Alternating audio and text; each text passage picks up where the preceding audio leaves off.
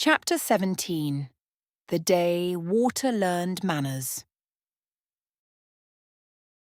She came hand in hand with her weather. At the far end of the bridge, Casaria rose from her lake the way mist decides to tell a story.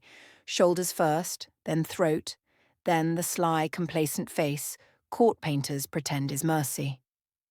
Marius stood at her side, his hand in hers like a leash, eyes bright the wrong way. The lake wore him as an ornament and instrument both. She started toward her and did not arrive. Stone laid itself out between them like ribbon from a spool. The bridge kept walking her away even as she walked toward. Step, step. And yet the distance never thinned. Under Riff's soles the armor's quiet deepened, a hum like a hand pressed to a wild thing's flank until its breath learned the count again. "Darling," the lady said to Marius without moving her mouth, because water does not need lips to be heard. "Lightning." Blue-white crawled along the lake's skin in a long shiver, skittering like silver fish. Marius drew a storm with the careful obedience of a man who has been taught that his own will is impolite. Riff laughed once. It wasn't bravado, it was recognition. "You know better," she called, voice level. "You tried it first when we were 5. Lightning met Iron's quiet and did what it has always done when asked to choose between show and sense. It sunk into it. Sparks hissed at the edge of the hum and died like gossip when work enters a room. The lake sulked, then decided to be cruel. Water rose at Riff's knees. The bridge drowned itself by a foot, then another, sleek, clear, soft as invitation. It came eager, then slowed, then stopped. It mounted against the space that belonged to the armor and would not cross into the refusal. Behind Riff, trouble arrived the old-fashioned way. Men, faces glazed, eyes full of borrowed hunger, spilled over the rise with knives clutched point down like toys. The 100 did what they had come for and held. Salt stung tongues awake. 2 pairs took 1 man each. Set him down as you set down a full pot, firm, careful, unapologetic. Leora's cleaver spoke once against a spear shaft, and the wood remembered being a tree, then gave up the argument. No songs, no speeches, just women keeping a promise. Casaria tried a simpler cruelty. "Daughter," she said, and the word was every good mother any woman had ever wanted. Sun-warm, and kitchen-safe, and soft. The charm poured across the bridge like honey looking for tea. The armor drank it and asked for seconds. It didn't growl, it didn't shine. It simply reminded magic that it could be useful or it could be elsewhere. The sweetness thinned to nothing in the space around Riff and fled back along the stone like a tide learning it had somewhere better to be. Annoyance trembled the lady's mouth. She turned to Marius and tipped his chin with 2 fingers. "Again," she said. He obeyed, but not like before. The bolt he called did not lunge at Iron. It slid along the lake's skin, stroking it, threading its way through sheltered eddies and under the bridge's lip like a scribe learning a foreign hand. Rife felt it through her boots, the quiver under the drowned stones, the tremor in the shallow, like the way a horse's flank tells you what its mind has decided a breath before the hoof moves. Lightning loved water because water carried. Water loved lightning because lightning made it feel like a city of nerves. Conducts, she thought. Both ways. She drew the plain commander's blade, the one that had never courted applause, and drove it point first between 2 submerged stones until honest grit refused to let it pass. The hilt stood like a little flag. Her palms found the cross. The hum said yes in metal. "I am ground," she said, not loudly. "I will ground you. The ground holds the water at will. It no longer is willing." Then she reached, not outward, down, through, along the slick, shivering paths the lightning had just written, into the wet grammar that had mistaken itself for law. She did not command. She did not beg. She did what she had always done best. She took responsibility. Every ripple that had learned to be a leash, every lapping edge that had practiced being a lie, every sweetening pulse, every obedient curve. She asked it for its usefulness, and it remembered it could be useful in only one honest way. "Come to ground," the armor whispered through her hands. "Be water." The bridge's foot of drowning went to its knees. The lake's face wrinkled as if confused, then went slack in relief. Illusions peeled like paint from wet stone. Summer windows in the castle went cold and admitted it. Doors remembered their hinges. The too blue sky above the island blinked and turned into weather instead of a decision. Casaria staggered. For a heartbeat, she was a woman drowning politely in her own dress. For a second heartbeat, she was riverweed and light, and the shape of a girl who had once been loved by a current more than by the man who broke her. On the third heartbeat, she stopped being a person at all. She became water, the ordinary of a spring stream flowing away. The hand she had on Marius let go because it no longer had fingers, leaving his fingers wet. He reeled like a man who has fallen out of a story he did not choose to be in. Lightning hiccuped and died.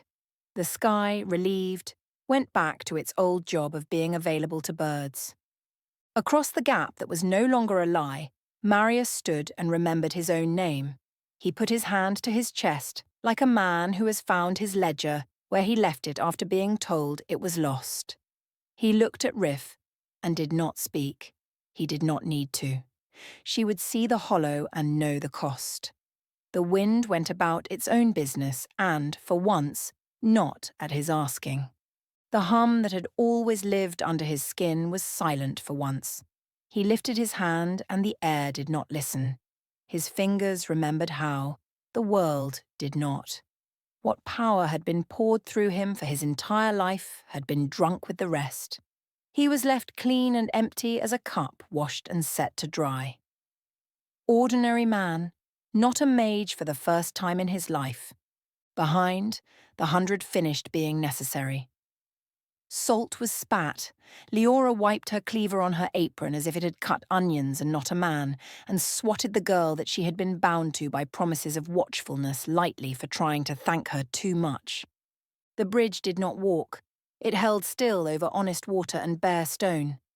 Rif suddenly wanted very much to let her knees be foolish in private, but held on. "Later," she said, mostly to herself. She walked to Marius. He looked at her the way one is supposed to look at a knight in shining armor who has just rescued you from captivity.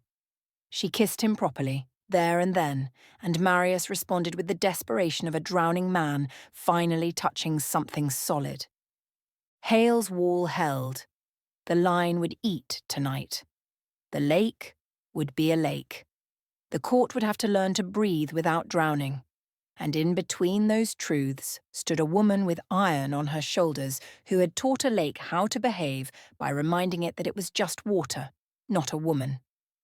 Water properly addressed has excellent manners. Chapter 18. Night of Names. Envoys came down the island's path late in the afternoon, clean, flustered, babbling about chambers, about wines, about a king eager to receive and a court eager to be forgiven.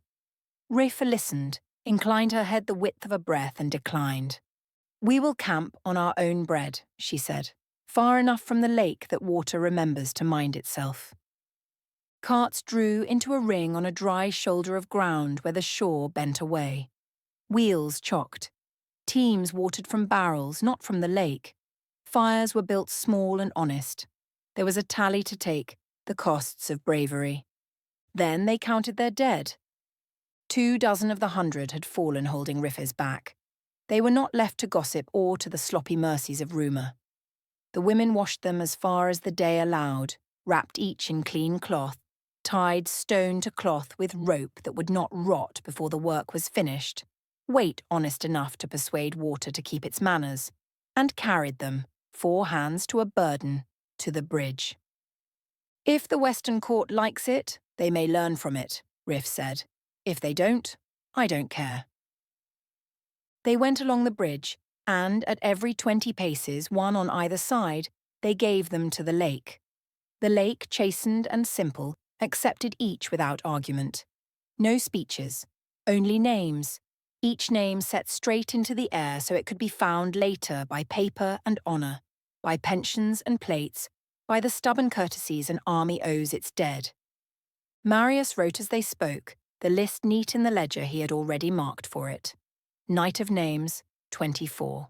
He tucked it into oilskin when the last syllable had been said, so that rain, when it came, would not be allowed to unsay anything. When the last splash had gone small and the lake had started remembering how to be water and not theatre, they went back to the ring and did the living things. Rife let the armour have its due. She stood in the lee of a cart where shadow kept its agreements. Marius worked buckles and straps with hands that had learned gentleness long ago. Plate by plate, the quiet came up out of her bones and back into the iron until the hum was no longer a presence, but a memory, respectful and patient. I have never felt this unmagical, Marius said at last, low, a confession to the evening as much as to her. As if it's gone. All of it. Does it bother you, she asked, if it is truly gone? He thought, because the only answer that would do here was one that had been thought through to the very end. A bit, he said. Wind has been a friend.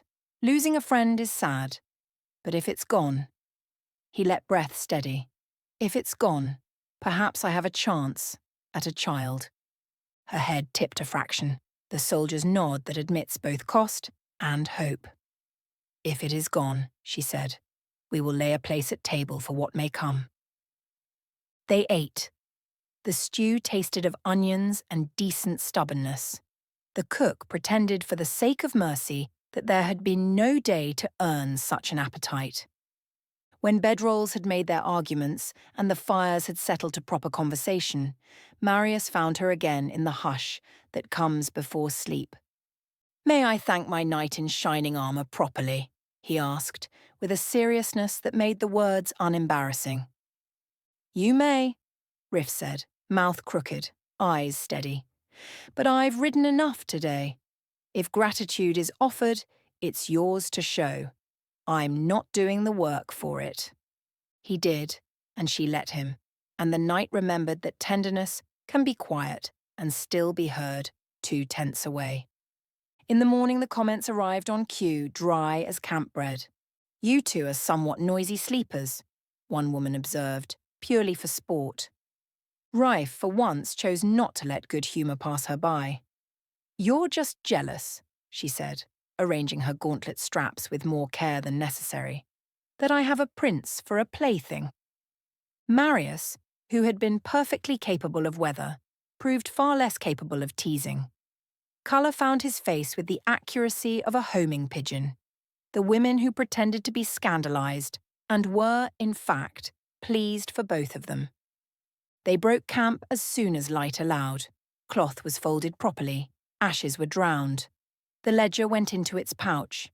The ring of carts became a column again and took the road back to Hale's line.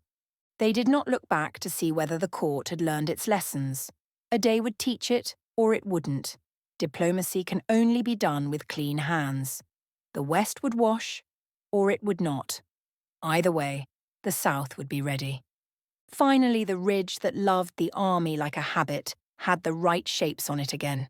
Pikes in their teeth, cooks with their pots, quartermasters with their malice for disorder. Riff rode ahead of the column with her prize sitting behind her, holding on to her waist firmly, as if never intending to let go again. Hale met them at the bend in the track with a nod that said both welcome and we kept your place set. He looked at Marius with an amused smirk and noted the ordinary hovering around the man in an unaccustomed manner. He did not ask, he expected to be told soon enough. They settled, bread was counted, signals were checked, patience tightened its straps. They would wait for the Western Court to decide it could be spoken to. Until then, the line would hold, the lake would behave, and the names would not be forgotten. Chapter 19. Crowns and Names. Peace arrived on paper first. 3 seals rode the letter, the Western kings, the city's councils, and the hand of a steward whose neatness had survived the flood. West sued for terms and agreed that talks would be held at the old Southern Court, on ground where water knew how to behave. Hale read it once, dry as a ledger. Riff read it twice, listening for tricks. Marius tucked it away with the same care he gave to pay lists and bread counts. Most of the army turned their faces south. The march back felt like something a body could forgive. Ditches grew grass again behind them. The road remembered being a road. Marius's magic returned in the manner of water refilling a drained pond after a fourth night. At first only darkening along the edges, then a shine, then ripples when the wind remembered it had a friend. What came back was tamer, calmer, fresher. Not borrowed, not commanded by anyone's laughter. His own.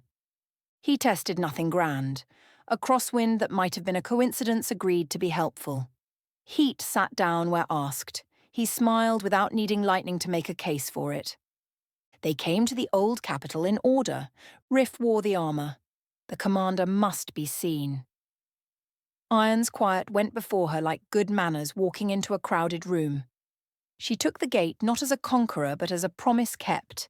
Men who had learned to love her for her refusal to play at princes now saw a queen's gravity poured into steel that refused to flatter itself. Marius rode beside her and a pace behind, as a proper man does when what matters is the work beside him. He felt ridiculous with happiness, clean, ridiculous happiness, and let himself be proud without apology.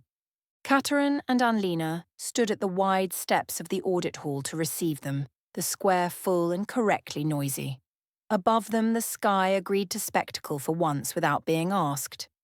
4 dragons wheeled and crossed, green with a rider bright as a stage costume, a pale blue clean and high, black like lacquered night, gold like bell metal.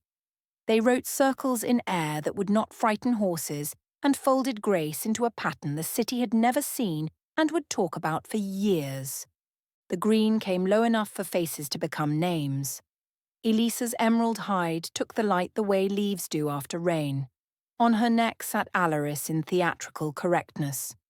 Gold was Raina, smug only about duty done well. Black Severin, shadow and shine at once. Pale blue kept the high places, careful as a healed scar. Hale's line broke in the right way to make a city feel safe and not mobbed. Pikes stood easy. Cooks cried at the sight of clean ovens. The quartermasters gave each other looks of relief that never made it to their mouths. And just when relief began to stand up and look for a chair, Katerin made a different kind of announcement. "What has been saved," he said, in the voice kings use when they intend to be obeyed, "ought to belong to those who saved it." He lifted his hands, not for applause, for clarity. "By my will and for the good of the South, I abdicate the throne to my son." Silence took the square with the courtesy of a professional. Then breath came back in one long rush, and somebody who had never learned to whisper said, "Oh," in a way that made the sound around it honest. Marius did not look at Rife. He knew if he did, she would put the right thing in his face, work, and he would laugh from shock. He bowed correctly to his father. He bowed more deeply to the people. He did not pretend to know how to breathe as a king yet. He did not perform like a man who did. Annlena's mouth made the shape of a long plan that had finally found its own end. Her eyes went to Rife's shoulders, to iron that behaved itself and softened without apology. "So that was the rest of it," she murmured, only to the woman who would understand her. "It would never have suited me." Alaris and Elisa dismounted. Well, Elisa folded herself elegantly into a shape with sensible boots, and Alaris took a bow extravagantly enough to amuse the square without insulting it. He looked at Riff with the approval of a teacher whose favourite student has invented a better answer to an old problem and allowed himself a smugness he would deny later with a straight face. Rife tilted her head the smallest amount to let him have his joke, and not the day. They held the coronation before the peace talks because peace listens better when it knows whose table it sits at. Riff asked the only question that troubled her that morning, in the quiet room where armour waits for hands. What do I wear? Marius did not speak at once. He went to the cedar chest and set his palm to the lid like a man asking permission to touch a story. He lifted it, and the room remembered what quiet is for. That? He said. Rif is the queen I always wanted. She smiled at that, wicked and tender both. Even if the name on the parchment is different? Things have different names in different languages, he said simply. There is nothing wrong with having two. Queen and commander can be the same person. One name for one, the other for another. Both are my Rif. So they went. The ceremony did not insult itself by pretending to be older than it was. The former queen, small and invincible, stood where old women stand when they mean to keep a room honest. Annlena set the circlet aside for one breath longer than tradition, so the city could imagine choosing again. Then put it where it belonged. Katarin stepped back and became what he had likely longed to be for years.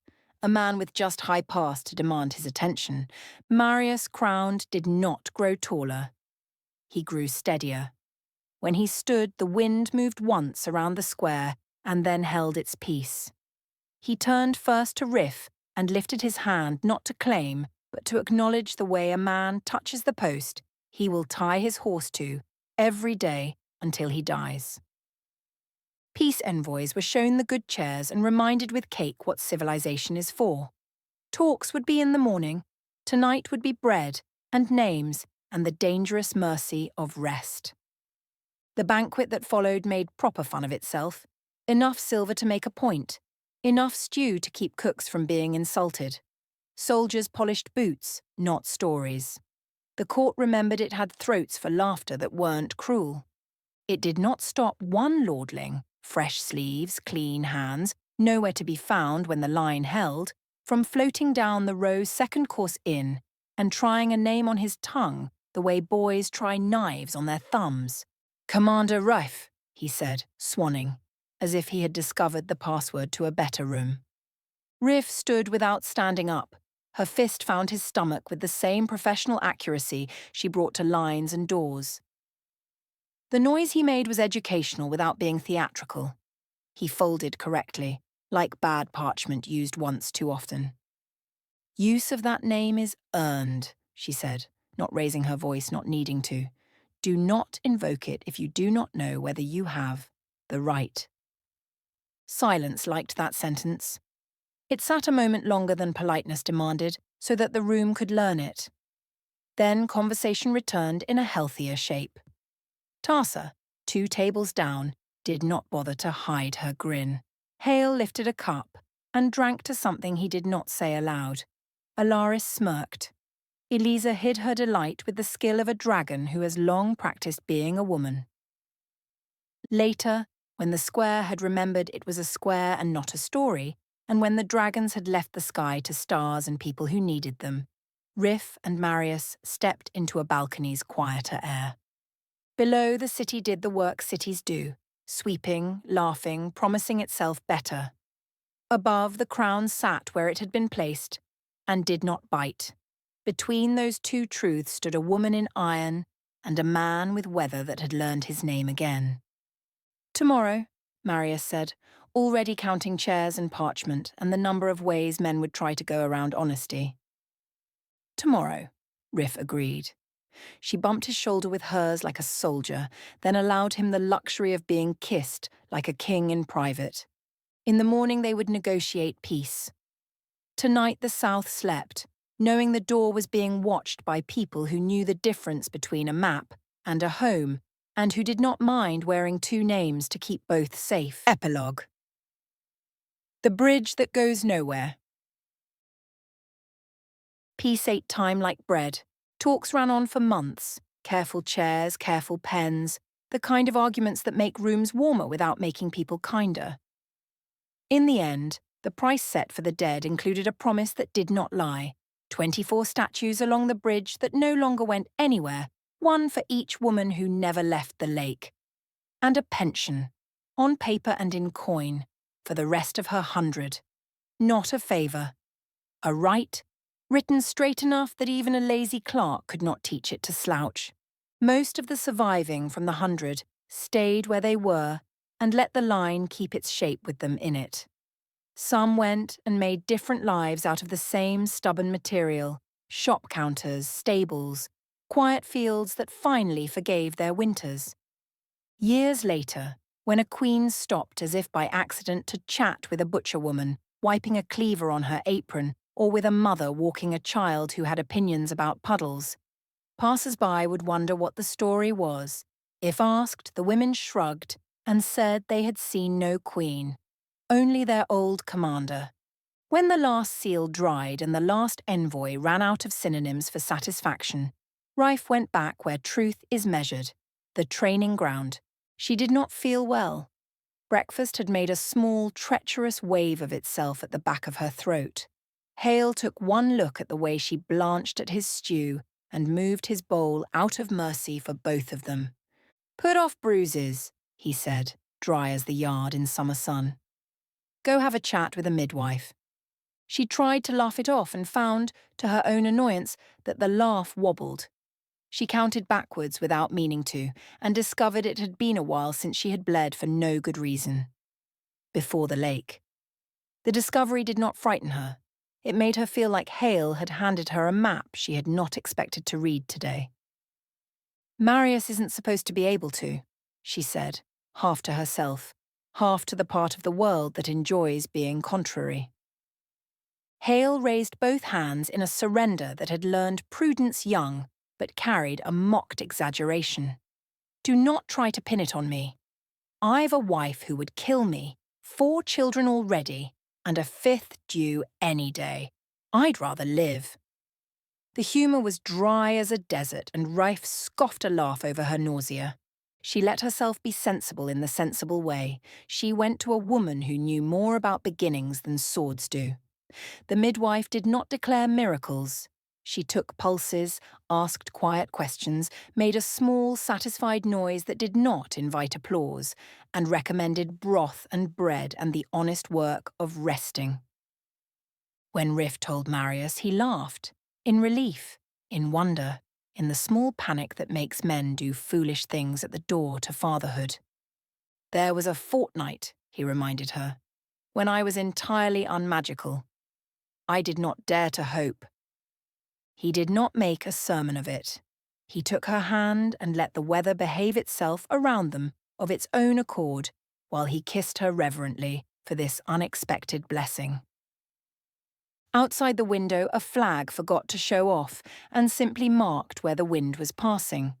The armour in its cedar remembered how to be quiet without being asked. The bridge that went nowhere learned how to be a place. People brought bread to eat on its stones and read names aloud without making speeches. Children ran their hands along the feet of statues to see if bronze felt different each season. Fishermen checked the water out of habit and did not find it cruel. The lake minded itself. In the old capital, a boy who had longed to be only a good man became a king. A queen who wore iron without apology went on wearing it when it was useful and took it off when it was not. A general with 5 children kept the line. Dragons came and went by friendship alone. People got used to looking up in wonder, not fear, seeking to only see the colour of the visitor, nothing more. A king who had learned to count before he learned to command bent over a cradle on a fine summer morning and smiled at his daughter who carried the same spark. The wind, tamer, calmer, fresher, lifted exactly one corner of a curtain and then stopped, as if it had remembered its manners and was pleased about it. Names remained too where one would have been easier. Queen Seren and Commander Rife were 2 sides of the same coin. The country learnt to accept her as presented and did not ask her to choose. It minted a coin matching the person instead and laughed at the foreigner's confusion.